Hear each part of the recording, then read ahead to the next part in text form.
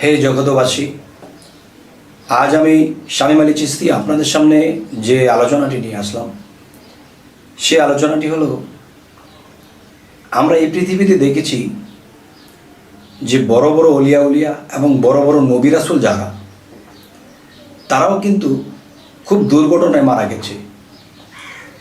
তো যেমন একটা কথা হলো, হযরত ঈসা আলাইহিস সালাম, তার কথা আল্লাহ সূরা আলে ইমরানের মধ্যে বলেছেন যে আমার ঈসা আমার পূর্ণবান ব্যক্তিদের মধ্যে সে একজন। আল্লাহ যদি বলে থাকে যে আমার ঈসা যে পূর্ণবান ব্যক্তির মধ্যে সে একজন, তাহলে সে তো শ্রেষ্ঠ নবীর মধ্যে একজন। তো এখন বলতে চাই, তিনি মৃত্যুটা ক্রোশে হলো কেন? 4 হাত পা প্যারাক মেরে তার দেহত্যাগ করতে হলো কেন? তাহলে সে শ্রেষ্ঠ নবীর মধ্যে একজন, আর আল্লাহ বলেছে পূর্ণবান ব্যক্তির মধ্যে সে একজন, এবং তার আরেকটি নাম আছে, তিনি রুহুল্লাহ। যেমন মোহাম্মদ রাসূলুল্লাহ, তিনি রুহুল্লাহ। তাহলে রুহুল্লাহ যদি তিনি হয়ে থাকে, তাহলে সেও তো অনেক বড় এবং শ্রেষ্ঠের কাতারে। আল্লাহ তাকে শ্রেষ্ঠ মনোনয়ন দান করেছেন। তো আজকে যে কথাটি বলতে চাবো, যে তাই বলে কিন্তু ঈসা আলাইহিস সালাম ছোট হয়ে যায়নি। তিনি একটা কথা বলেছে যে আমি এই পৃথিবীতে আগমন হয়েছি, আমি মানুষের মুক্তির জন্য, মানুষের আত্মার মুক্তির জন্য আমি এই পৃথিবীতে এসেছি। তাহলে তিনি নিজেকে আঘাত দিয়ে, নিজেকে কষ্ট করে এই পৃথিবী ত্যাগ করলেন। তবে যেভাবে তার মৃত্যু হয়েছিল, এতে কিন্তু আমরা মন্তব্য করতে পারি যে তিনি একজন নবী, তার মৃত্যু এভাবে হলো কেন? তিনি তো বলেই এসেছেন যে আমি মানব কল্যাণে এবং মানুষের আত্মার মুক্তির জন্য আমি পৃথিবীতে এসেছি। এই হলো এক বিষয়। তাহলে এই পৃথিবীতে আরও নবী রাসূলরা ছিল, অনেক অপদস্থ হয়েছে। তা বলে কি তারা খারাপ ছিল? না বাবা, তাদেরকে আমরা কখনই খারাপ ভাবতে পারবো না। এই হলো এক বিষয়। আরেকটি বিষয় হলো, এই পৃথিবীতে দেখা যায় বর্তমানে নবুয়ত নেই, নবুয়ত খতম। অলিয়া উলিয়া পীর মুর্শিদের আমল বা পীর মুর্শিদের যে বেলায়েতের যুগ।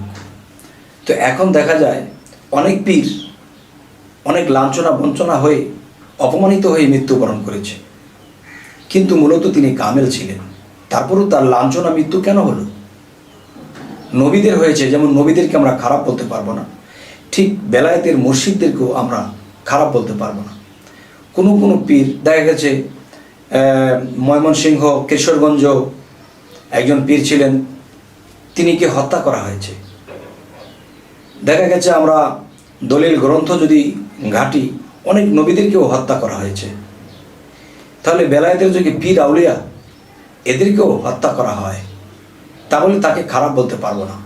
কেননা যে আল্লাহ বলেছে, আমি যাকে যেভাবে খুশি মনোনয়ন দান করি, আমি যাকে লাঞ্ছনা দেই তাকে আমি বুঝেই লাঞ্ছনা দিয়ে থাকি, আর যাকে সম্মান দেই আমি বুঝেই দিয়ে থাকি।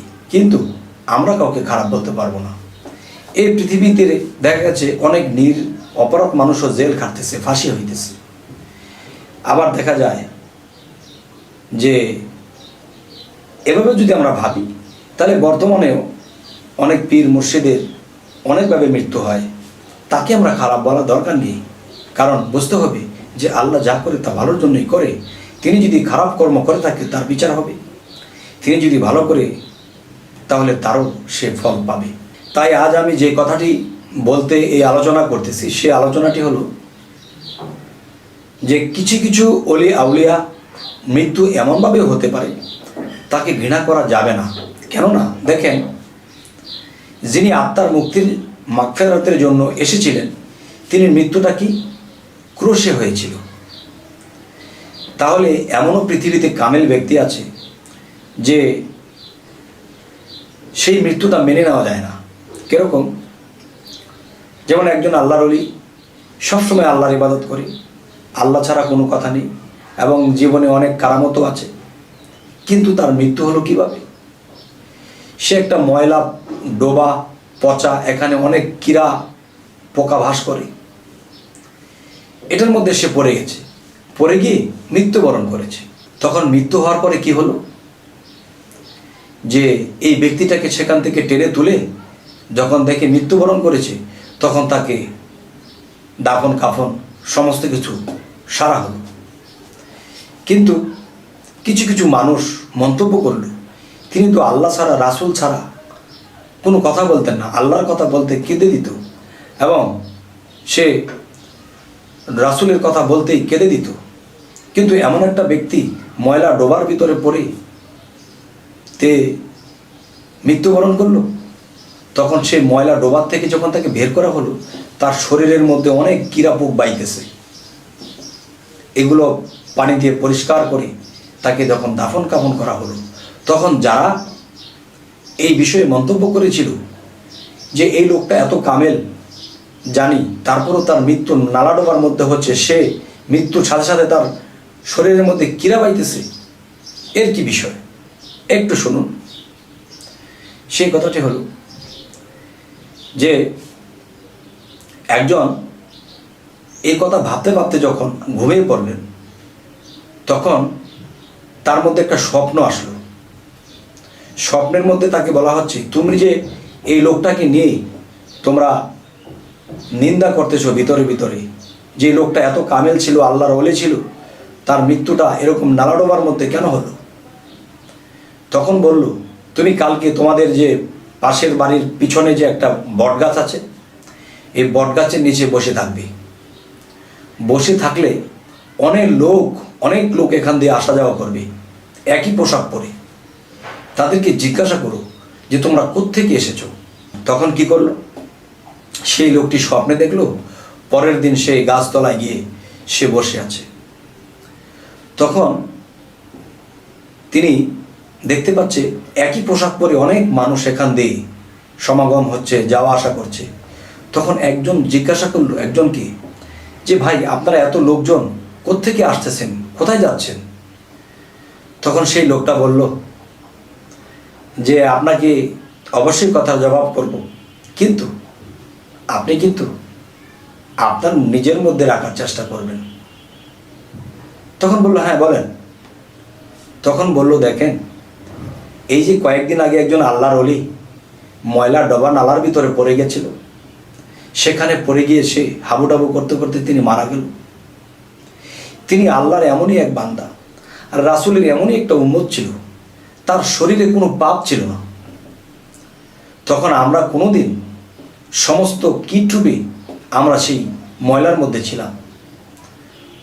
তখন আশায় থাকতাম যদি কোনো ওলিয়া উলিয়ার স্পর্শ পাইতাম, কোনো আল্লাহর খাস বান্দার স্পর্শ পাইতাম, তখন আমরা এই কীটরূপ হইতে আমরা রক্ষা পাইতাম। সুবহানাল্লাহ। এরপর কি হলো যে এই লোকের, এই পবিত্র মানুষটির, এই আল্লাহর ওলির শরীরের স্পর্শে আমরা সেই ময়লার মধ্যে, এই নর্দমার মধ্যে যত কীটরূপে ছিলাম, সমস্ত পোকা মাকড় যা কিছু আমরা ছিলাম, সকলে তার শরীরের স্পর্শে আমরা মুক্ত হয়ে গেছি। আমরা সেই কীটরূপে আর নেই। আমাদের আত্মা সেখান থেকে মুক্ত হয়ে আমরা মানব জন্মে ফিরে পেয়েছি। আমরা বিগত জন্মে অনেক পাপিষ্ট হয়েছিলাম, যার ফলে আজ আমরা এই তিনি রুচিলায়, তার পবিত্র শরীরের ছোঁয়ায় আমরা পবিত্র হয়ে, নিষ্পাপ হয়ে আমরা মানব জন্মে ফিরে এসেছি। তাই বলবো যে এই পৃথিবীতে ঈসা আলাইহিস সালাম এমন একজন ব্যক্তি যে তিনি আল্লাহর ইবাদত করেছেন এবং মানুষকে যেভাবে শিক্ষা দিয়েছেন, তিনি মানুষের মুক্তির জন্য এই পৃথিবীতে জন্ম নিয়ে এসেছিলেন। তেমনি বেলায়েতের যুগে অনেক অলিয়া উলিয়া যাদেরকে দেখে চেনার মতো নয়। তাই এই পৃথিবীর কোনো অলিয়া উলিয়াকে আমরা অবহেলা করতে পারবো না, কার মধ্যে কী আছে। তাই সকলকে আমাদের ভক্তি সালামের মধ্যে থাকব। যদিও বুঝি তিনি একটা খারাপ কাজ করেছে, খারাপ দেখেছি, তবুও বুঝতে হবে যে তিনি তো আল্লাহর ইবাদত করে। তখন তাকে যদি আমরা জিজ্ঞাসা করি, বাবারে এইটা দেখলাম, এরকম একটা খারাপ আপনার দ্বারা হলো, তখন তিনি আমাদেরকে অবশ্যই একটা জবাব দেবেন। কিন্তু না জবাব শুনে আমরা কি করি? গীবত করতে থাকি। তখন সেই গীবত করতে করতে একদিন আমরা সেই নর্দমার কীটের মতো হতে হবে। তাই বলে কি, যে আজকের পর থেকে ওলিয়া আউলিয়াদেরকে দেখলে সম্মান করব, ভক্তি জানাবো, কিন্তু আমরা গীবত করব না। এবং ওলিয়া আউলিয়াদের মধ্যে অনেকের মৃত্যু এরকমভাবে হতে পারে, কিন্তু জগতে দেখা গেছে তিনি পবিত্র, ভালো কাজ করেছে, কিন্তু ওখানে তাকে দেখা গেল নর্দমার কীটের মধ্যে পড়ে মারা গেল। এই জন্য তাকে ঘৃণাও করা যাবে না। জানি না আল্লাহ এর মধ্যে কোনো রহস্য রেখেছে, যেহেতু তিনি আল্লাহর ইবাদতকারী ছিলেন এবং আল্লাহকে ডেকেছেন। তো আল্লাহও চেয়েছে যে তার উছিলায় নর্দমার কীটগুলো কিছু মুক্তি পেয়ে যাক। তবে হে জগতবাসী, আজকের এই কথাগুলো বলার উদ্দেশ্য যে আমরা এই পৃথিবীতে কোনো ধর্মের লোককেও ঘৃণা করব না, এবং আমাদের মধ্যে যারা ওলিয়া আউলিয়া হতে চলেছে, আল্লাহর কাজ করতে শুরু করেছে, তাদের মধ্যে যদি কোনো খারাপ কিছু দেখি তাদেরকে জিজ্ঞাসা করব, কিন্তু গীবত করব না, তাদের অত্যাচার আমরা করব না। তো আজকের এই আলোচনায় আপনাদেরকে অবশ্যই কিছু বোঝাইতে চাইলাম, এবং কি বুঝলেন এবং কি ভালো লাগলো কি খারাপ লাগলো তো অবশ্যই আমাকে জানাবেন। এবং আমাদের এই চ্যানেলের আলোচনা যদি আপনাদের ভালো লাগে তো অবশ্যই সাবস্ক্রাইব করে রাখুন, পরবর্তীতে আমাদের ভালো ভালো ভিডিওগুলো যেন আপনাদের কাছে পৌঁছে যায়। তো আজ এ বলে রাখবো, সকলে ভালো থাকবেন। আল্লাহ হাফিজ।